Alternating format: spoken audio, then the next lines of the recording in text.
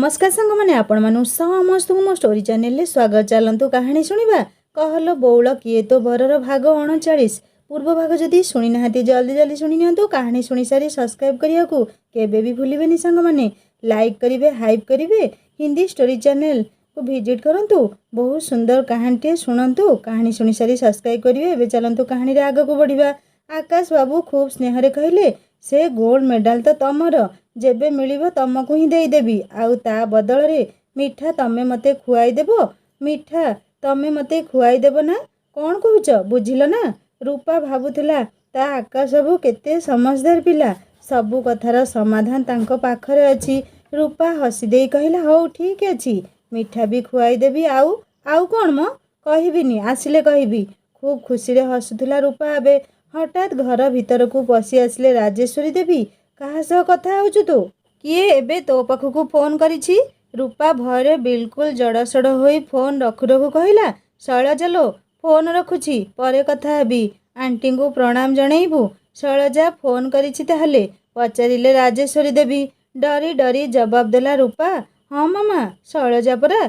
इते बड़ मिछ कहिथिबारु निजको खूब छोट मणुथुला से। हेले बेले बेले मनीष निज अनिच्छा सत्वे भी मिछ कहे। किछि भल पाई मिछ कहिले पाप नुह बोली से अनेक थर शुणिछि। से पाखे आकाश भाबुछंती मु शैलजा हेली केतेबेले बदमाश झीटी तो हौ हौ गले तम विचार हेब बुझिल। मुहरे उकुटी आसिला हस धारे। पर मुहूर्त पुणी मुहरे छाई आसिला रूपा ठारू दूर हेबार घन दुखर अंधार। ए कर्म जंजाल भितरु पुणी फुर्सत केबे मिलिबो से पुणी तांको सुना सह देखा करिवे। नटा झाउली गला सेही क्षण। रूपा फोन रखी सारी भाबुछि ओहो मनीष बंचीगला आज। मामा जदि जानी थांते से आकाशंको सह कथा होची बोली आउ आगकू से भाभी पारु नथिला। जा हो आसन विपद टळीगला आज। संध्या आळतीर घंटा मंदिररु शुभिला। रूपा महाप्रभुंको पाद पद्मरे हाथ जोड़िला। काली कॉलेज में पुणी सबू सजाड़िया को पड़िबो। पुणी सेई क्लास सेई कॉलेज आउ सेई अभद्र शंभुर मुह देखिया को पड़िबो। अबे कबर्ड रे निजर बही गोटे खोजी खोजी न पाई रूपा व्यस्त होई पड़िला। ता मामा को रूम रे केबे केबे आभा दुष्टामी कले सेठी जाई से पढ़े। सेई रूम रे छाड़िथियो भाभी आनिबा को जाई दुआर पाखरे पाद अटकी गला तार। कानरे एमिति पदे कथा ता मामा रुद्र बाबू को कहूथिबार पड़िला। तार सबु स्वप्न को जेमिति बेरंग करी देई गला। देह मन जेमिति सेठी जड़ पालटी जीव कि आउ हृदय जेमिति किए टिक टिक करी काटी पकेइला। रूपा दौड़िला निज रूम को रक्ताक्त हृदयटी को नहीं बिछण रे गड़ी पड़ला खूब अबस होई। आखिरु जेमिति निआं बाहरुछि तार। गरम दिन रे रूपा को काहेकि एबे खूब शीत लागुछि। ब्लांकेट घोड़े हेउथुआ देखि आभा कहिला नानी ए नानी एई गरम रे तते कौन ठंडा लागुछि। रूपा निरुतर थिला। ए नानी कौन हैला तोर किछि कहूनु जे। आभा उठी आसी रूपार देहरे हाथ देई देखी चिल्लेई उठी कहिला तते केते जोर हेलाणी नानी। से चिल्लेइला बापा मामा जल्दी आस नानी को खूब जोर। रूपा को खूब जोर देहरे खई फुटिजिव जेमिति मुंड धरिछि खूब जोरे। रुद्रबाबू व्यस्त होई डाक्तर को घर को डाकिया पई चली गलेनी। राजेश्वरी देवी पाखरे बसी मुंडरे पानी पटी पकाऊ पकाऊ कहिले देखिलु ना माँ एई पाई मना करे कुआड़े एमिति जीवा पाई। बापा तो किछि बुझंतिनी पिला जहा कहिले सेइथिरे हाँ जीवा आसीबा गाड़ी रे पवन लगी देह केते खराब होई गला। मुंड बिंधुची तोर। रूपार मुंडरे जंत्रणा खूब बढ़ी गलानी। से कहला मामा मो मुंड बहुत बिंधुची मो मुंड बहुत जंत्रणा होची। राजेश्वरी देवी अमृतांजन लगे मुंड दबेई देउ दऊ कहूतिले मारे आउ टिके समय बास बापा डाक्तर अंकल को आनिबा को जाइछंती। औषध पाने खाइले मुंड छाड़ी जीव आउ ज्वर मध्य। राति 10टा हलाणी। आकाशंको मनटा काहेकि गोलेई घांटी होउची। रही रही काहेकि अशुभ चिंता गुड़ा मनरे बसा बांधिबा को उड़ी बुलुछंती। कौन हैला केजाणी संध्यारे तो रूपा सह कथा होइची से सबु भल तो अचानक काहेकि रूपा एते पड़ुछि कौन हैला केजाणी तार। ता मुंड बिंधुरे जंत्रणा कि देह असुस्थ अछि ता देह खराब होईगला कि आउ केते आशंका भितरे से खाली घूरी बुलुथुले। एबे फोन करिया भी उचित हेबनी किए उठेइबो ठिकणा नहीं। रातिरे डाक्तर औषध देई फेरी गलेनी। रूपा कौन टिके खाई औषध खाई शोइछि। एबे मुंड टिके आराम लागुछि। जोर भी उतुरी गलानी देहरु हेले आखिरे निद बदलरे झरुछि लुहर धार। ଭବିଷ୍ୟତରେ ଆସିବାକୁ ଥିବା ପ୍ରଳୟର ପ୍ରାରମ୍ଭିକ ସୂଚନା। ଯେଉଁ ପ୍ରଳୟର ଆଭାସ ଆଜି ମାମା ଆଉ ବାପାଙ୍କ କଥାରୁ ସେ ପାଇଥିଲା। ଏଇ ପ୍ରଳୟ ବତାସରେ ସେ କ'ଣ ଉଡ଼ିଯିବ କୋଉ ଅଜଣା ମହଲକୁ ବନ୍ଦିନୀ ହୋଇ? ରୂପାର ଜ୍ୱର ଛାଡ଼ିବା ପରେ ରାଜେଶ୍ୱରୀ ଦେବୀ ଆଉ ରୁଦ୍ରବାବୁ ଶୋଇବାକୁ ଗଲେଣି। ହେଲେ ରୂପା କୋଉ ଏକ ବିଚ୍ଛେଦ ଝଞ୍ଜାର ଆଗମନକୁ କେମିତି ରୋକିବ ସେଇ ବିଷୟରେ ଖାଲି ଭାବୁଛି। ବିଚ୍ଛେଦ? ଆକାଶଠୁ ବିଚ୍ଛେଦ? ମିନି ପିଉସୀ ପରି କୋଉ ଅନ୍ଧାରି ମୁଲକରେ ସେ ବି କ'ଣ ହଜିଯିବ? ନା, ସେ ଲଢ଼ିବ। ସେ ମାନସ ପିଉସା ଆଉ ମିନି ପିଉସୀର ଦୁଃଖଦ ଇତିହାସ ପୁନରାବୃତ୍ତି ହେବାକୁ କେବେ ବି ଦେବନି। ପାହାନ୍ତି ପ୍ରହରର ନିଦୁଆ ଆଖିରେ ଅଚାନକ ସ୍ୱପ୍ନଟିଏ ଦିଶିଗଲା ମାନସ ବାବୁଙ୍କ ଆଖି ଆଗରେ। ହରିଦ୍ୱାର ନାରାୟଣ ସେବା କେନ୍ଦ୍ରର ସେଇ ଛୋଟ ରୁମ୍ ଭିତରେ ସୁଷୁପ୍ତ ମାନସ ବାବୁଙ୍କ ଆଖି ଆଗରେ ଠିଆ ହୋଇଥିଲେ ତାଙ୍କର ମଣିଷ ରୂପୀ ଭଗବାନ, ସେଇ ପୂର୍ବ ସ୍ୱର୍ଗଗାମୀ ମାଲିକ ସାହେବ। ସେ ହସୁଥିଲେ ଆଉ କହିଲେ, ମାନସ, ମୋ ଅନ୍ତେ ତମେ ମୋର ସେବା କେନ୍ଦ୍ରକୁ ଆହୁରି ଭଲରେ ଚଲେଇଛ। ମୋ କଳ୍ପନାରୁ ବି ଅଧିକ। ମୋ ସ୍ୱପ୍ନ ଆଶାନୁରୂପ ସାକାର କରିଛ। ଏ ପୁରରେ ଥାଇ ମୁଁ ବହୁତ ଖୁସି। କିନ୍ତୁ ଅନ୍ୟର ସେବା ଭିତରେ ତମେ ନିଜ ଖୁସି ଟିକକ ପାଇଁ ଖୁବ୍ ଦଗ୍ଧ ହେଉଛ ନା ମାନସ? ଜାଣିଛ, ଖୁବ୍ ଶୀଘ୍ର ସେ ଖୁସି ତମକୁ ବହୁତ ଶୀଘ୍ର ମିଳିବାକୁ ଯାଉଛି। ମାନସ ବାବୁଙ୍କ ନିଦ ଭାଙ୍ଗିଗଲା। କାନ୍ଥରେ ଘଣ୍ଟାରେ ବାଜିଥିଲା ଭୋର 4ଟା। ଆଉ ମୁଣ୍ଡ ପାଖରେ ସାହେବଙ୍କ ଫଟୋରୁ ବାହାରି ଆଉ ଟିକିଏ ଆଗରୁ ଯେମିତି ତାଙ୍କ ସହ କଥା ହେଉଥିଲେ ସେ। ହଁ, କଥା ହେଉଥିଲେ ତ। ପାହାନ୍ତି ସ୍ୱପ୍ନ କହନ୍ତି ସତ ହୁଏ ବୋଲି। ପୁଣି ସ୍ୱପ୍ନରେ କିଏ ଆସିଥିଲେ ଦେବତୁଲ୍ୟ ତାଙ୍କ ପୂଜ୍ୟ ସାହେବ। ସେ କହୁଥିଲେ ଆଉ ଅଳ୍ପ ଦିନ ପରେ ସେ ତାଙ୍କ ଖୁସି ଫେରି ପାଇବେ। ତାଙ୍କ ଖୁସି? ମାନେ ତାଙ୍କ ମିନି ତ? ସେ ତାଙ୍କ ମିନିକୁ ପାଇବେ? ଆଖିରେ ଚମକ ଖେଳିଗଲା ଯେମିତି। ସେ ହାତ ଯୋଡ଼ିଲେ ସାହେବଙ୍କ ଫଟୋ ଆଗରେ ଖୁବ୍ କୃତଜ୍ଞତାର ଅଶ୍ରୁ ଆଖିରେ ଆଣି। ରାତିସାରା ସେଇ ଭାବନାରେ କଟିଗଲା ରୂପାର। ମାମାଙ୍କର ସେଇ ନିଷ୍ଠୁର ବାକ୍ୟ ଏବେ ବି ତୀର ପରି ଛାତି ଭେଦ କରୁଛି ଯେମିତି। ଯୋଉ କଥା ସେ କେବେ ସ୍ୱପ୍ନରେ ଭାବିନି ସେଇ କଥା ଶୁଣି ଦେହରେ ତାତି ବଢ଼ି ଜ୍ୱରର ରୂପ ଧାରଣ କଲା ତାର। ସେ ଭୟଭୀତ ହେଉଥିଲା। ରହି ରହି ଶୁଭୁଥିଲା ରାଜେଶ୍ୱରୀ ଦେବୀଙ୍କ ସେଇ ନିଷ୍ଠୁର କଥା କାନରେ, ଯାହାକି ସେ ରୁଦ୍ରବାବୁଙ୍କୁ ଖୁବ୍ ଖୁସିରେ ଶୁଣାଉଥିଲେ। ଏଇ ଶୁଣୁଛ, ଆମ ରୂପା ପାଇଁ ତା ଜେଜେ ଆଉ ଅଜା ଭଲ ପ୍ରସ୍ତାବଟିଏ ଦେଖିଛନ୍ତି ବୋଲି କହୁଥିଲେ। ରୂପାର ଗ୍ରାଜୁଏସନ୍ ପରେ କଥା ପକେଇବେ ବୋଲି ସେମାନଙ୍କର ଇଚ୍ଛା। ତମେ ଜାଣିଛ ସେ ପିଲା କିଏ? ସେ ମୋର ପିଉସୀଙ୍କ ନଣନ୍ଦ, ତାଙ୍କ ନାତି। ଦେବପାଟଣାରେ ତାଙ୍କର ଜମିଦାରୀ ଅଛି। ବିଶ୍ୱନାଥ, ଛୋଟବେଳେ ମୁଁ ଦେଖିଛି ସେ ପୁଅକୁ। ଦେଖିବାକୁ ସୁନ୍ଦର, ଉଚ୍ଚ ଶିକ୍ଷିତ ଆଉ ସ୍ୱଭାବ ଚରିତ୍ର ବି ବହୁତ ଭଲ। ସବୁଠୁ ବଡ଼ କଥା କ'ଣ ଜାଣିଛ? ବିଶୁର ଜେଜେବାବା, ମୋ ବାବା ଆଉ ରୂପାର ଜେଜେ ତିନିଜଣ ଖୁବ୍ ଭଲ ସାଙ୍ଗ ଥିଲେ। ରୁଦ୍ରବାବୁ ସବୁ ଶୁଣିସାରି କହିଲେ, ନାଇଁ, ମୋ ଝିଅ ଗ୍ରାଜୁଏସନ୍ ପରେ ବାହା ହେବନି। ସେ ଆଗକୁ ଆହୁରି ପଢ଼ିବ। ହେଲେ ରୂପା ସେଇ ବିଶ୍ୱନାଥ କିଏ ତା ନାମ ଶୁଣି ଦୁଃଖରେ ଚିନ୍ତାରେ ତାକୁ ଜ୍ୱର ଆସିଗଲା। ଇଚ୍ଛା ତ ହେଉଥିଲା ଆକାଶ ବାବୁଙ୍କ ଆଗରେ ସବୁ କହିଦିଅନ୍ତା। ସକାଳ ହେଲା, ଦେହ ମୁଣ୍ଡ ଖୁବ୍ ଅବଶ ଲାଗୁଛି। ଯେମିତି ଉପର ଦେଇ ଗୋଟିଏ ଝଞ୍ଜା ବହି ଯାଇଛି। ଆଜି ଗୋଟିଏ ଦିନ ରେଷ୍ଟ କରିବା ପାଇଁ ସେ କଲେଜ ବି ଗଲା ନାହିଁ। କାରଣ ଦେହ ଅପେକ୍ଷା ମନ ଥିଲା ଖୁବ୍ ବିଷାଦଗ୍ରସ୍ତ। ଦିନଯାକ ଶୋଇ ଶୋଇ ତା ମାମାଙ୍କ ମୁହଁରୁ ଶୁଣିଥିବା କଥାକୁ ବାର ବାର ମନେ ପକେଇ ଆଖିରେ ଛାଇ ଛାଇ ଯାଉଥିଲା ଅନ୍ଧାରିଆ ବାଦଲ। ରାତିରେ ଔଷଧ ଖାଇ ବିଛଣାରେ ପଡ଼ୁ ପଡ଼ୁ ସେ ନିଜ ମନକୁ ଖୁବ୍ ଟାଣ କଲା। ସେ କେବେ ବି ଝୁଙ୍କିଯିବ ନାହିଁ। ନିଜ ସ୍ୱପ୍ନ ସହିତ କେବେ ବି ସେ କିଛି ଚୁକ୍ତି କରିବନି। ସେ ମିନି ପିଉସୀ ନୁହଁ। ଖୁବ୍ ଦୂରକୁ ଉଡ଼ିଯିବ ସେ, ଯୋଉଠିକି ନା ତା ଜେଜେଙ୍କର ଧନ ସମ୍ପତ୍ତିର ଅସ୍ତ୍ର ପହଞ୍ଚି ପାରିବ, ନା ତା ମାମାଙ୍କର ମମତା ମିଶ୍ରିତ ଶାସନର ଶର ତାକୁ ଭେଦ କରିପାରିବ। ସେ ବଞ୍ଚିବ ନିଜ ପାଇଁ ବଞ୍ଚିବ। ଆଉ କାହାର ଖୁସି, ମିଛ ଅହମିକା ପାଇଁ ନିଜ ସ୍ୱପ୍ନକୁ ଜଳାଞ୍ଜଳି ଦେଇପାରିବନି। ସେ ଟିକିଏ ଚିନ୍ତାମୁକ୍ତ ଅନୁଭବ କରୁଥିଲା।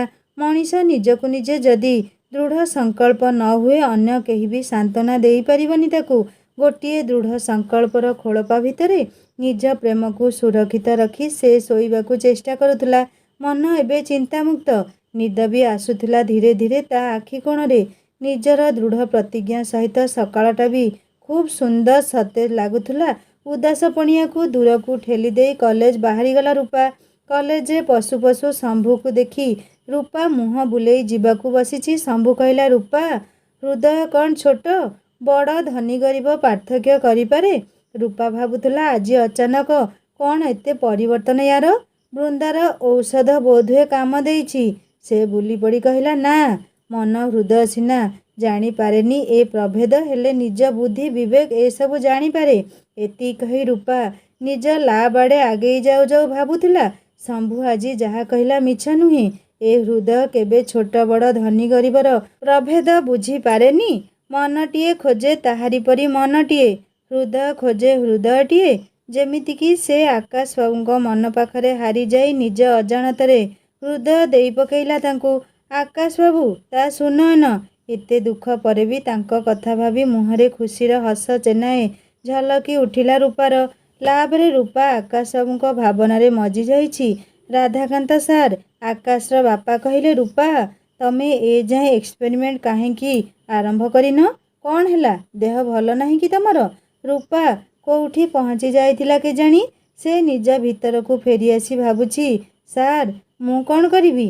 ଆପଣଙ୍କ ପୁଅ ପରା ସେମିତି। ତାଙ୍କ ଭାବନା ମନକୁ ଆସିଲେ ମୁଁ ସବୁ କିଛି ଭୁଲିଯାଏ। ରୂପା ନିଜକୁ ସମ୍ଭାଳି ନେଇ କହିଲା, ହଁ ସାର୍, ଆରମ୍ଭ କରୁଛି। ସାର୍ ପୁଣି କହିଲେ, ଆଜି ତମେ ଟିଉସନ୍ ପାଇଁ ଆସିପାରିବ, କାରଣ ଏଇ ଶନିବାର ମୋତେ କଟକ ଯିବାର ଅଛି। ତେଣୁ ଆଜି ଆସିଲେ ଭଲ ହେବ। ରୂପା ଆସିବା ପାଇଁ ସମ୍ମତି ଜଣେଇଲା। ସେ କ୍ଲାସ୍ ସାରି ଘରକୁ ଫେରୁ ଫେରୁ ଭାବୁଛି, ସାର୍ କଟକ ନିଶ୍ଚୟ ଆକାଶ ବାବୁଙ୍କ ପାଖକୁ ଯିବେ। ସେ ସେଦିନ ଦେଖିଛି କେମିତି ତା ଫଟୋ ମୁଣ୍ଡ ପାଖରେ ରଖି ଶୋଇଥିଲେ ମହାଶୟ। ସାର୍ ଯଦି ତା ଫଟୋ ଦେଖିଦେବେ ନା, ତାହେଲେ ସବୁ ଶେଷ ହୋଇଯିବ। କ'ଣ କରିବ ସେ ଏବେ? ଏବେ 2:30 ବାଜିଛି। ଡ୍ୟୁଟିରୁ ନିଶ୍ଚୟ ଫେରିଥିବେ। ରାସ୍ତାରୁ ଫୋନ୍ ବୁଥ୍ରୁ ରୂପା ମା ଅମ୍ବିକାଙ୍କ ନାମ ନେଇ ରିଂ କଲା ଆକାଶ ବାବୁଙ୍କୁ। ଫୋନ୍ ଉଠେଇ ସେ କହିଲେ, ତମେ? ରୂପା ଭାବୁଥିଲା, ଏଇ ତମେ ବୋଲି କେହି ବି ହୋଇପାରେ। କ'ଣ କହିଲେ ନା ତମେ? ରୂପା ଜାଣି ଜାଣି ନୀରବ ରହିଲା। କିଛି ସେକେଣ୍ଡ ପରେ ଆକାଶ ବାବୁ କହିଲେ, ଏଇ ସୁନା, ତମେ ମାନେ ପରା ତମେ? ସୁନା, ତମ ନୀରବତା ବି ଖୁବ୍ ଭଲରେ ପଢ଼ିପାରେ ମୁଁ। ଆଚ୍ଛା, ଏମିତି କଥା। କେମିତି ଅଛ ତମେ? ଶୁଷ୍କ ସମୁଦ୍ର ପ୍ରାୟ କେବଳ ଚାହିଁଛି ସେଇ ଇସ୍ପିତ ନଦୀର ଆଗମନକୁ। ସ୍ପନ୍ଦନ ବିନା ହୃଦୟ ଆଉ ସ୍ୱପ୍ନ ବିନା ରାତି, ନିଦ ବିନା ଆଖି। ତମେ କୁହ କେମିତି ଥିବି? ଏଇ ଏମିତି କ'ଣ କହୁଛ ଯେ? ମୋ କଥା ମନେ ପଡ଼େ କି ନାହିଁ ତମ କଥା? ବିଲକୁଲ ବି ନୁହଁ। କେବଳ ବାରିପଦାର ମଦନ ଭାଇର ଚାଟ୍ ମନେ ପଡ଼େ। ସେଇ କଦମ୍ବ ଗଛ ମନେ ପଡ଼େ, ଆଉ ଅବଦୁଲ ଚାଚାର କବର କଥା ମନେ ପଡ଼େ ମୋର। ରୂପା ମୁହଁ ଶୁଖେଇ କହିଲା, ବାସ୍, ଆଉ କେହି ତମର ମନେ ପଡ଼େନି? ଆକାଶ ବାବୁ ରୂପାର ଏମିତି ପିଲାଳିଆମି ପ୍ରଶ୍ନରେ ଖୁବ୍ ଖୁସି। ସେ କହିଲେ, ନା ତ, ଆଉ କିଏ ରହିଗଲେ କି? ରୂପା ନୀରବ ରହିଲା। ସେ ଆଉ ତାକୁ କଷ୍ଟ ନ ଦେବା ପାଇଁ କହିଲେ, ସୁନା, ଯୋଉଦିନ ଏଇଠୁ ଗଲ ରାତିରେ ତମ ଦେହ ଖରାପ ଥିଲା କି? ମୁଣ୍ଡ ପେନ୍ ବାହାରିଥିଲା? ରୂପା ଆଶ୍ଚର୍ଯ୍ୟ ହୋଇ ପଚାରିଲା, ହଁ, ଜ୍ୱର ଆସିଥିଲା। ମୁଣ୍ଡ ବି ଖୁବ୍ ପେନ୍ ହୋଇଥିଲା। ହେଲେ ତମେ କେମିତି ଜାଣିଲ? ମୋ ହୃଦୟଟା ତମ ପାଖରେ ସୁନା। ତମକୁ କଷ୍ଟ ହେଲେ ମୁଁ ଅନୁଭବ କରିପାରେ। ଥାଉ ଥାଉ, ସେତିକି ଥାଉ। ଶୁଣ, ସାର୍ ପହରଦିନ କଟକ ଯାଉଛନ୍ତି। ସେମିତି ତମ ସୁନାର ଫଟୋ ମୁଣ୍ଡ ପାଖରେ ରଖି ଶୋଇବନି। ସାର୍ ଦେଖିଲେ କ'ଣ ଭାବିବେ କହିଲ? ଏଇ କଥା କହିବାକୁ ଫୋନ୍ କରିଥିଲି ନା? ହଁ, ସେଇଆ। ତମେ କ'ଣ ଆଉ ସେଇ ପଦକ କହିବ ବୋଲି ଫୋନ୍ କରିଛ ବୋଲି ମୁଁ ଭାବିବି? ରୂପା ହସି ଦେଇ କହିଲା, ହା ହା ହା, ମୁଁ ରଖୁଛି ଏବେ। ଫୋନ୍ ରଖୁଛି କହିଲି ନା? ଟିଉସନ୍ ଯିବାର ଅଛି ଏବେ ତୁମ ଘରକୁ। ଶୁଣ, ସନ୍ଧ୍ୟା ହେବା ଆଗରୁ ଫେରିଯିବ। ବେଶୀ ଡେରି ହେଲେ ବାପାଙ୍କୁ କହିବ ଛାଡ଼ିଦେବେ। ରହୁଛି ସୁନା।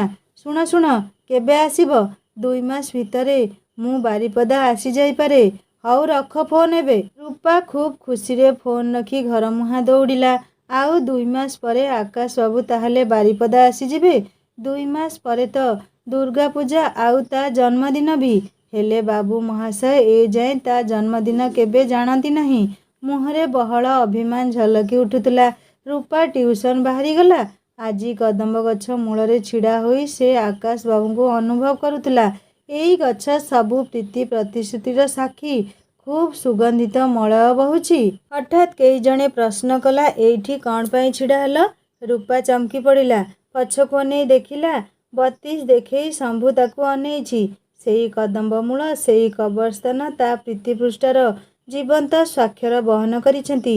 ସେଇଠି ଏ ଜନ୍ତୁ। ରୂପା ମନ ଭିତରେ ଏବେ ଘୃଣାର ସାଗର ଫୁଲି ଉଠିଲା ଯେମିତି। ସେ କହିଲା, ତମେ ମୋ ପିଛା କରୁଛ? ତା ଛଡ଼ା ମୁଁ କୋଉଠି ଠିଆ ହେଲି ବସିଲି ତମର କ'ଣ ଯାଏ ଆସେ? ୟା ପରେ ଯଦି କିଛି ବି ମୋ ବିଷୟରେ ମୁଣ୍ଡ ଖେଳେଇଛ, ମୁଁ ସିଧା ମୋ ଜେଜେଙ୍କୁ କହିଦେବି। ମୋ ମାମାଙ୍କୁ କହିଦେବି କହୁଛି। ମୁହଁ ବୁଲେଇ ରୂପା ଖୁବ୍ ଜଲ୍ଦି ଜଲ୍ଦି ଆଗକୁ ବଢ଼ି ଯାଉଥିଲା। ମନରେ ଅନେକ ପ୍ରଶ୍ନ ଏବେ ତାକୁ ବ୍ୟତିବ୍ୟସ୍ତ କରୁଥିଲେ। ଶମ୍ଭୁ ଏଇଠିକୁ କ'ଣ ପାଇଁ ଆସିଛି? ଯଦି ଆକାଶ ବାବୁଙ୍କ ସହ ସେ ତାକୁ ଦେଖିଥାନ୍ତା ତାହେଲେ କ'ଣ ହୋଇଥାନ୍ତା? ବାପା କ'ଣ ପାଇଁ ଏଇ ଶନି ଗ୍ରହକୁ ଏଇଠି ଆଣି ପଢ଼େଇଲେ କେଜାଣି? ରୂପା ସାର୍ଙ୍କ ଘରେ ପହଞ୍ଚି ଶାନ୍ତିରେ ନିଶ୍ୱାସ ମାରିଲା। ହେଲେ ମନ ଭିତରେ ରହି ରହି ଅଶାନ୍ତିର ଝଡ଼ ଉଠୁଛି। କେତେ ସାହସ ସେ ଶମ୍ଭୁର! ବାମନ ହୋଇ ଚାନ୍ଦ ଧରିବାକୁ ଆଶା କରୁଛି। ସମୟର ସ୍ରୋତ ବହି ଚାଲିଛି ଅବିରତ। ୟା ଭିତରେ 2 ମାସ ବିତିଗଲାଣି। ଆକାଶ ବାବୁଙ୍କ ସହ କେମିତି କେମିତି ହୋଇ ସପ୍ତାହରେ 3-4 ଥର ଫୋନରେ ସେ କଥା ହେବାର ସୁଯୋଗ ଭଗବାନ କରେଇ ଦିଅନ୍ତି। ସେ ଟ୍ୟୁସନ୍, କ୍ଲାସ୍, କଲେଜ ଆଉ ଆକାଶ ବାବୁଙ୍କ ଅଭାବ ଭିତରେ ତା'ର ସମୟଗୁଡ଼ା ଆଗେଇ ଯାଉ ଯାଉ 2 ମାସ ହେଲାଣି। ରୂପା ମନରେ ଅଜସ୍ର ଅଭିମାନ। ଆସୁଛି ଆଗକୁ ଦୁର୍ଗା ପୂଜା। ଦୁର୍ଗାଷ୍ଟମୀରେ ତା'ର ଜନ୍ମଦିନ। ହେଲେ ବାବୁ ତ ଏଯାଏଁ ଜାଣିନାହାନ୍ତି। ସେଦିନ ସେ ପରୋକ୍ଷରେ ତା' ଜନ୍ମଦିନ କେବେ ଜାଣିବାକୁ ଆକାଶ ବାବୁଙ୍କ ପାଇଁ ରାସ୍ତା ଖୋଲି ଦେଇଥିଲା। ହେଲେ ବୁଧୁ ମହାରାଜ ବୁଦ୍ଧି ଟିକିଏ ଖଟେଇ ତା' ଜନ୍ମଦିନ କେବେ ପଚାରିଥିଲେ ହୋଇନଥାନ୍ତା? କଲେଜରୁ ଆଜି ଫେରୁ ଫେରୁ ରାଗ ଅଭିମାନରେ ଭାବୁଛି ରୂପା। ଆଉ 5 ଦିନ ପରେ ତା'ର ଜନ୍ମଦିନ ଆସିବ। ଦୁର୍ଗାଷ୍ଟମୀ। ହବେଲିରେ ଥିବା ମା ବନଦୁର୍ଗାଙ୍କ ମନ୍ଦିରରେ ତା'ର ଜନ୍ମଦିନ ପୂଜା ହେବ। ହେଲେ ତା' ସୁନୟନ ସେଇଠି ନ ଥିବେ କି ଉଇସ୍ ବି କରିବେନି। ଗତ ବର୍ଷର ଦୁର୍ଗାପୂଜା ଛୁଟିରେ ହବେଲି ଭିତରେ ଗୋଟିଏ ଘୃଣିତ ସତ୍ୟ ପାଖରେ ପହଞ୍ଚିଥିଲା ସେ। ତାକୁ ସନ୍ଧାନ ମିଳିଥିଲା ମିନି ବୋଲି କେହି ତା'ର ପିଉସୀ ଅଛନ୍ତି। ଆଉ ଖୋଜି ପାଇଥିଲା ମାନସ ପିଉସାଙ୍କୁ। ସତରେ ଗତ ବର୍ଷର ଛୁଟିଟା ତା' ପାଇଁ ଅବିସ୍ମରଣୀୟ ହୋଇ ରହିଯିବ କାଲି ପରି ଲାଗୁଛି। ହେଲେ ୟା ଭିତରେ ବର୍ଷଟିଏ ଗତ ହେଲାଣି। ମାନସ ପିଉସା ଏବେ କେମିତି ଅଛନ୍ତି କେଜାଣି? ସେ ଯଦି କଟକ ଆସି ତାକୁ ଖୋଜି ନ ପାଇ ଫେରି ଯାଇଥିବେ, ତା' ମନ କହୁଛି ସେ ନିଶ୍ଚୟ ଭଲରେ ଥିବେ। ତାଙ୍କ ପରି ସ୍ନେହୀ ମଣିଷ ଯୋଉଠି ଗଲେ ବି ସମସ୍ତଙ୍କୁ ଆପଣାର କରିନେବେ। ବାସ୍ ତାଙ୍କୁ ମିନି ପିଉସୀ ମିଳି ଯାଇଥାନ୍ତୁ। ଗୋଟିଏ ବର୍ଷ। ଏଇ ବର୍ଷେ ସମୟ ଭିତରେ ତାକୁ ତା' ଜୀବନର ସବୁଠୁ ବଡ଼ ଉପହାର ମା ଦେଇଛନ୍ତି ଆକାଶ ବାବୁ। ମୁହଁରେ ଚମକ ଖେଳିଗଲା ତା'ର। ସତରେ ଆକାଶ ବାବୁ ତା' ଜୀବନରେ ଆସିବା ତା' ପାଇଁ ଗୋଟିଏ ଆଶୀର୍ବାଦ। ହେଲେ ବାବୁ ଏଯାଏଁ ତା' ଜନ୍ମଦିନ କେବେ ଜାଣିନାହାନ୍ତି। ମୁହଁ ଆପେ ଆପେ ଫୁଲିଗଲା ତା'ର ଅଭିମାନରେ। ଆଉ 5 ଦିନ ପରେ ଦୁର୍ଗାଷ୍ଟମୀ। ଏଡ଼ିକି ଭୋଳା ପିଲା ସେ। ଫୋନ୍ କରି ପଚାରିଲେ ଟିକେ ହୁଅନ୍ତାନି। ଏମିତି କେତେ ଚିନ୍ତା ଭିତରେ ରୂପା ଏସ୍.ଟି.ଡି. ବୁଥ୍ ପାଖରେ ପହଞ୍ଚିଲା। ଦିନ 2:30 ହେଲାଣି। ଏବେ ନିଶ୍ଚୟ ସେ ରୁମ୍କୁ ଖାଇବା ପାଇଁ ଆସିଥିବେ। ଘରକୁ ଯିବା ଆଗରୁ ତାଙ୍କ ସହ କଥା ହେବାର ଲୋଭ ସେ ସମ୍ବରଣ କରିପାରିଲାନି। ମନେ ମନେ ଭାବୁଛି ଆଉ ଥରେ ପରୋକ୍ଷରେ ତା' ଜନ୍ମଦିନ ଆସୁଛି ବୋଲି ବି କହିଦେବ। ସେ ଫୋନ୍ ଲଗେଇଲା ଆକାଶ ବାବୁଙ୍କ ପାଖକୁ। ଆକାଶ ବାବୁ ବି ଖୁବ୍ ଝୁରି ହେଉଛନ୍ତି ରୂପାକୁ। 2 ମାସ ହେଲା ତା' ସହ ଦେଖା ହୋଇନି। ଦୂରତା ଆଉ ସମୟ ଯେମିତି ଆହୁରି ଦୁହିଁଙ୍କ ଭିତରେ ନିବିଡ଼ତା ବଢ଼େଇ ଦେଇ ଯାଇଛି। ହସ୍ପିଟାଲରୁ ଫେରି ରୂପାର ଫଟୋଟି ଦେଖୁ ଦେଖୁ ଫୋନ୍ ବାଜିଲା। ଯେବେ ବି ଯୋଉ ସମୟରେ ଫୋନ୍ ଘଣ୍ଟି ବାଜିଲେ ଆକାଶ ବାବୁଙ୍କ ମନ ପ୍ରଥମେ କହେ ରୂପାର କଲ୍ ଆସିଲା କି କ'ଣ। ଫୋନ୍ ରିଙ୍ଗ୍ ଶୁଣି ରୂପାର ଫଟୋଟିକୁ ଖୁବ୍ ସ୍ନେହପୂର୍ଣ୍ଣ ଆଖିରେ ଅନେଇ କହିଲେ, ନା ତମେ ରିଙ୍ଗ୍ କରିଛ କି? ଫୋନ୍ ଉଠେଇ କିଛି କହିବା ଆଗରୁ ସେ ପାଖୁ ରୂପା କହିଲା, ଆହା ମୋ ଶିବଶଙ୍କର, ଆଜି ଗୋଟିଏ ନୂଆ ନାମରେ ଡାକୁଛି ତାଙ୍କ ସୁନା। ସେ ଆଶ୍ଚର୍ଯ୍ୟ ହେଲେନି ଏ ପାଇଁ। ଯେବେଠୁ ରୂପା ଜାଣିଲାଣି ତା' ଜନ୍ମଦିନ ଶିବରାତ୍ରିରେ, ସେଇ ଦିନଠୁ ସେ ତାଙ୍କୁ ଶିବଶଙ୍କର କେବେ ଭୋଳା ମହେଶ୍ୱର ବୋଲି ଡାକୁଛି। ପାଗଳିଟିଏ ଏଇ ସୁନାଟା। ଆକାଶ ବାବୁଙ୍କ ମୁହଁରେ ହସଧାରେ ଖେଳିଗଲା। ସେ କହିଲେ, କିଏ ମୋ ସୁନା? କାଇଁ ଆଉ କିଏ ବୋଲି ଭାବୁଥିଲ କି? ହସ୍ପିଟାଲରୁ ଆସି ଖାଇସାରିଲଣି? ହଁ ଖାଇଲି ଏବେ। ହେଲେ ସେଇ ଦିନଠାରୁ ମୋ ପେଟ କେବେ ଭଲରେ ପୁରୁନି। ମାନେ କ'ଣ? ସେଇ ଦିନରୁ ମୋ ସୁନା ହାତର ବାସ୍ନାକୁ ଖୁବ୍ ଝୁରୁଛି ମୁଁ। ସୁନା ଗୁଣ୍ଡାଏ ଖୁଆଇ ଦେଲେ ନା। ବାସ୍ ବାସ୍, ଏତେ ଆଉ ଉପରକୁ ବିଚାରିକୁ ଉଠାଅନି। ତଳକୁ ଖସିଲେ ଆଉ କ'ଣ ଅବସ୍ଥା ରହିବ ତା'ର? ମୋ ସୁନାକୁ କେବେ ତଳକୁ ଖସିବାକୁ ମୁଁ କ'ଣ ଦେବି? ରୂପା କେମିତି ବୁଲେଇ ବଙ୍କେଇ ତା' ଜନ୍ମଦିନ କେବେ ବୋଲି ଆକାଶ ବାବୁ ତାକୁ ପଚାରନ୍ତୁ ସେଇ କଥା ସେ ଚାହୁଁଥିଲା। ସେ କହିଲା, ଆଚ୍ଛା ଶିବରାତ୍ରିରେ ଜନ୍ମଦିନ ବୋଲି କ'ଣ ସତରେ ମହାଦେବ ହୋଇଗଲ ତମେ? ସେ ହସିଲେ କେବଳ। ରୂପା ଭାବୁଛି କେଡ଼େ ବଦମାସ ପିଲାଟା କେଜାଣି। ବୁଦ୍ଧୁ ଲୋକଟିଏ କେଜାଣି। ଏତେ ପାଖରେ କଥା ପହଞ୍ଚେଇ ଦେଲି, ଅଥଚ ବାବୁଙ୍କ ଟ୍ରାକ୍ ଆଉ କୋଉଆଡ଼େ ଯାଉଛି। ଏବେ ପଚାରିଥିଲେ ହୁଅନ୍ତାନି। ରୂପା ଏବେ ମନେ ମନେ ରାଗିଗଲାଣି। ସେ ପୁଣି ପଚାରିଲା, ତମେ ଦୁର୍ଗା ପୂଜା ଛୁଟିରେ ଆସିବନି ଘରକୁ? ରୂପା ଭାବୁଥିଲା ସେ ପଚାରିବେ କାହିଁ, ଦୁର୍ଗା ପୂଜା ବାରିପଦାର କ'ଣ ଏତେ ସ୍ପେଶିଆଲ? ନା, ସେ ଓଲଟା କହିଲେ, ଆରେ ସୁନା, ସମସ୍ତେ କଟକ ଆସନ୍ତି ପୂଜା ଦେଖିବାକୁ, ମୁଁ ଓଲଟା କେମିତି ଏଇଠୁ ଅନ୍ୟ ଜାଗାକୁ ଯିବି ଯେ? ରୂପା ନିଜ ମୁଣ୍ଡରେ ହାତ ଦେଲା। ହେ ଭଗବାନ, କେମିତି କହିବ ସେ ନିଜ ଆଡ଼ୁ ତା ଜନ୍ମଦିନ ଦୁର୍ଗାଷ୍ଟମୀରେ ଆଉ ସେ ଗାଁକୁ ଯାଉଛି ବୋଲି। ସେ ଶେଷ ଚେଷ୍ଟା କଲା ତାଙ୍କ ମୁହଁରୁ ଶୁଣିବା ପାଇଁ ଯେ ମୋ ସୁନାର ଜନ୍ମଦିନ କେବେ? ସେ କହିଲା, ନିଜକୁ ମହାଦେବ ବୋଲି ଭାବନି ମ। ଏମିତିରେ ତମେ ହିଁ କ'ଣ ଖାଲି, ମୁଁ କ'ଣ ଖାଲି? ସୁନା, ଏମିତି ଅଧା କହି ସବୁବେଳେ ମୋତେ ଚିନ୍ତାରେ ପକାଉଛ। ମୁଁ କହୁଥିଲି କି ତମେ କ'ଣ ଏକୁଟିଆ ଏମିତି ସ୍ପେଶାଲ ଡେରେ ଜନ୍ମ ହୋଇଛ? ଆହୁରି ବି ଅନ୍ୟମାନେ ବି? ରୂପା ଭାବିଲା ଏଥର ନିଶ୍ଚୟ ପଚାରିବେ ସେ, ରୂପା, ତମ ଜନ୍ମଦିନ କେବେ କି?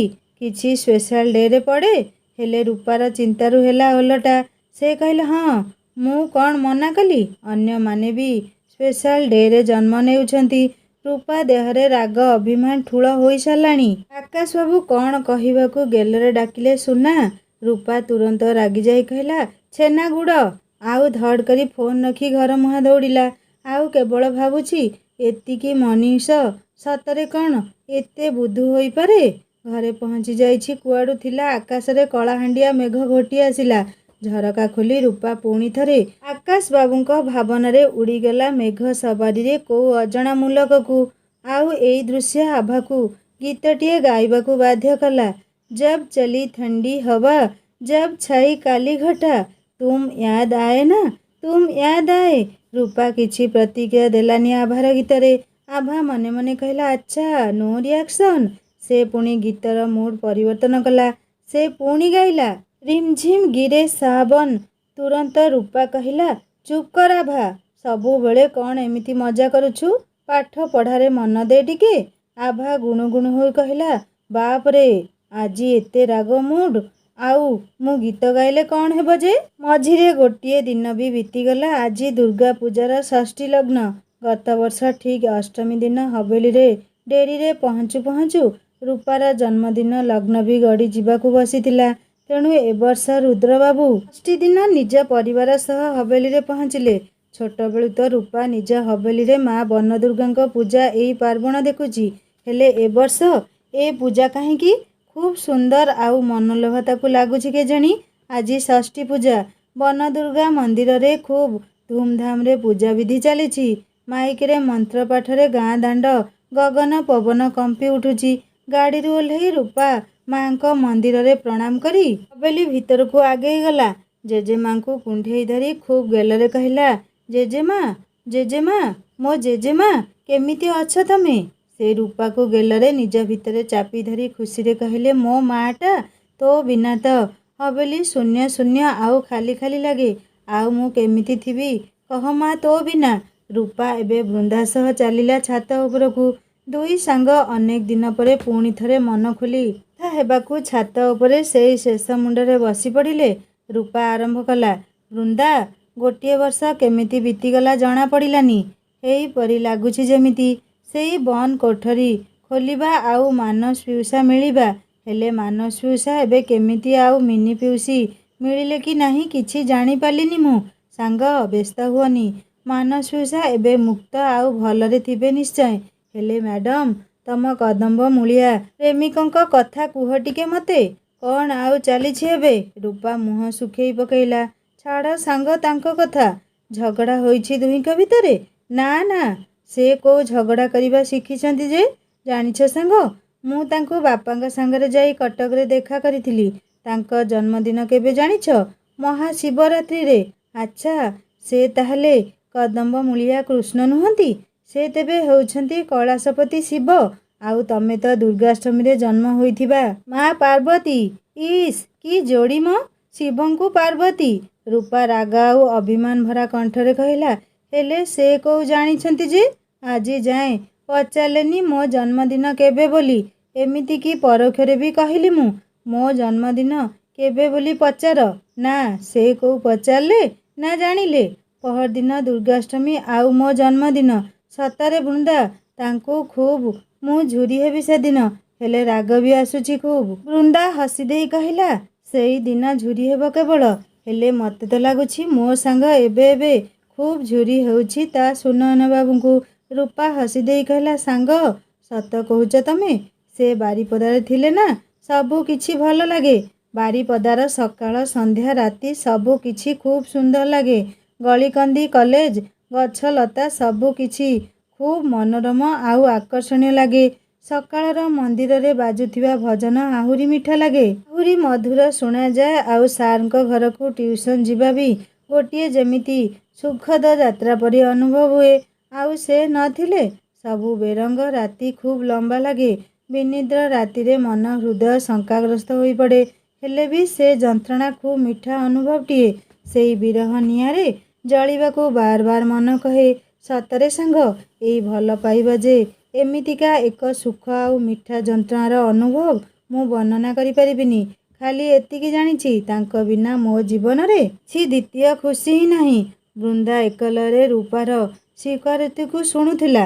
ରୂପା ଖୁବ୍ ଖୁସିରେ ହବେଲିର ପଛରେ ଥିବା କାଶତଣ୍ଡି ବନକୁ ଅନେଇ କହିଲା, ଆରେ ଏ ବର୍ଷ ତ କେତେ ଫୁଲ ଫୁଟିଛି ଆଉ ଖୁବ୍ ସୁନ୍ଦର ବି ଦିଶୁଛି। ସୁନୟନବାବୁ ଥିଲେ ନା ତାଙ୍କ ହାତରେ ମେଞ୍ଚାଏ ଫୁଲ ଧରେଇ ଦେଇଥାନ୍ତି। ତାଙ୍କୁ କାହିଁକି ଦେବ? ଏ ଫୁଲ ତ ତମର ପ୍ରିୟ ଆଉ ଖୁବ୍ ପସନ୍ଦ ବି। ରୂପା ହସୁ ହସୁ କହିଲା, ଯାହା ମୋର ପସନ୍ଦ, ଯାହା ମୋର ପ୍ରିୟ ମୁଁ ତାଙ୍କ ସହ ବାଣ୍ଟିବାକୁ ଚାହିଁବିନି କେମିତି ଯେ? ଏ ମା, ଏମିତି କଥା?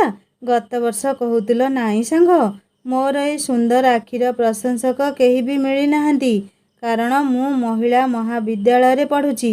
ହେଲେ ଏ ବର୍ଷ ଜାଣିଛ ସାଙ୍ଗ, କଟକରେ ତାଙ୍କ ସହ ସେଇ କେଇ ଘଣ୍ଟା ଏତେ ମଧୁର ଥିଲା ଯେମିତି ମୁଁ ମୋ ସମଗ୍ର ଜୀବନ ଜିଇଁଗଲି ସେଇ କେଇଟା ଘଣ୍ଟାରେ। ଚଣ୍ଡୀ ମନ୍ଦିରରେ ମ। ରୂପା କହୁ କହୁ ଅଟକିଗଲା। କ'ଣ ହେଲା ଚଣ୍ଡୀ ମନ୍ଦିରରେ? ବୃନ୍ଦା, ଜାଣିଛ ମୁଁ ବୋଧହୁଏ ମିନି ପିଉସୀଙ୍କୁ ଦେଖିଛି। କ'ଣ କହୁଛ ତମେ? ବୃନ୍ଦା ଖୁବ୍ ବିସ୍ମୟରେ ପଚାରିଲା। ହଁ ସାଙ୍ଗ, ସେଇ ଓଢ଼ଣା ପକେଇ ରହୁଥିବା ସ୍ତ୍ରୀ ଲୋକର ମୁହଁର ଝଲକଟିଏ ଦେଖିଥିଲି ସେଦିନ ହସ୍ପିଟାଲରେ। ମିନି ପିଉସୀର ପେଣ୍ଟିଂ ସହ ଖୁବ୍ ମେଳ ଖାଉଥିଲା। ହେଲେ କିଛି କହିବା ପୂର୍ବରୁ ତାଙ୍କୁ ଆମ୍ବୁଲାନ୍ସରେ କୁଆଡ଼େ ନେଇଗଲେ ସେମାନେ। ଆକାଶ ବାବୁଙ୍କୁ ପଚାରିଲେ ସବୁ ଖବର ମିଳନ୍ତା ଯେ, ହେଲେ ମୁଁ ଏବେ ତାଙ୍କୁ ପଚାରିବାକୁ ଚାହେଁନି କି ମୋ ଜେଜେଙ୍କ ଅମଣିଷ ପଣିଆର ପରିଚୟ ଦେବାକୁ ଚାହେଁନି ତାଙ୍କୁ। ମୁଁ ତାଙ୍କୁ ହଜେଇବାକୁ ଚାହେଁନି। ହେଲେ ସାଙ୍ଗ, ମିନି ପିଉସୀ କ'ଣ ସତରେ ସେ ଥିଲେ? ସେ କ'ଣ ଏବେ ବି ଏମିତି ପାଗଳୀର ଜୀବନଯାପନ କରୁଛନ୍ତି? ଜାଣିଛ ସେଇଦିନ ଜେଜେବାପା କଟକ ଆସିଥିଲେ। ବୃନ୍ଦା, ସବୁ କିଛି ରହସ୍ୟ ହୋଇଅଛି ଏବେ ବି। ଜେଜେବାପା କ'ଣ ମିନି ପିଉସୀଙ୍କୁ ଦେଖିବାକୁ ଆସିଥିଲେ? ସେଇ ଅବଗୁଣ୍ଠନବତୀ ଯଦି ମିନି ପିଉସୀ ହୋଇଥାନ୍ତି, ସେ କିନ୍ତୁ କଟକରେ ରହନ୍ତିନି। କେବେ କେବେ କଟକ ହସ୍ପିଟାଲକୁ ଅଣାଯାଏ ତାଙ୍କୁ। ବୃନ୍ଦା ରୂପା କଥାରେ ଚିନ୍ତାରେ ପଡ଼ିଲା। ଅଚାନକ ସେମାନଙ୍କ କଥା କେହି ଶୁଣୁଥିବାର ଲାଗିଲା। ପଛକୁ ଅନେଇ ଦୁହେଁ ଆଶ୍ଚର୍ଯ୍ୟ ହୋଇଗଲେ। ସାଙ୍ଗମାନେ, ଇଏ କେମିତିକା ଅନର୍ଥ ହୋଇଗଲା? ରୂପା ଓ ବୃନ୍ଦା କଥା ହେଉଥିବା ସମୟରେ କିଏ ପଛଆଡ଼ୁ ଲୁଚି ଲୁଚି ଶୁଣୁଥିଲା। କାହାଣୀ ଆଗକୁ ବହୁତ ଇଣ୍ଟରେଷ୍ଟିଂ ହେବ। ଯଦି ଆପଣମାନେ ସବସ୍କ୍ରାଇବ୍ କରିନାହାନ୍ତି, ଜଲ୍ଦି ଜଲ୍ଦି ସବସ୍କ୍ରାଇବ୍ କରିନିଅନ୍ତୁ। ଲାଇକ୍ କରିବେ, ହାଇପ୍ କରିବେ, ସାଙ୍ଗମାନଙ୍କ ସହିତ ସେୟାର କରିବେ। କାହାଣୀ କେମିତି ଲାଗିଲା ମୋତେ କମେଣ୍ଟ କରି ଜଣାଇବେ। ହିନ୍ଦୀ ଷ୍ଟୋରି ଚ୍ୟାନେଲ ଭିଜିଟ୍ କରି ମ୍ୟାରେଜ୍ ୱିଥ୍ ଲଭ୍ ବହୁତ ସୁନ୍ଦର ଲଭ୍ ଷ୍ଟୋରିଟିଏ ସାଙ୍ଗମାନେ। କାହାଣୀ ଶୁଣନ୍ତୁ, ସବସ୍କ୍ରାଇବ୍ କରିବେ। ରହୁଛି, ଦେଖା ହେବା ନେକ୍ସଟ ପାର୍ଟରେ। ନମସ୍କାର, ଜୟ ଜଗନ୍ନାଥ।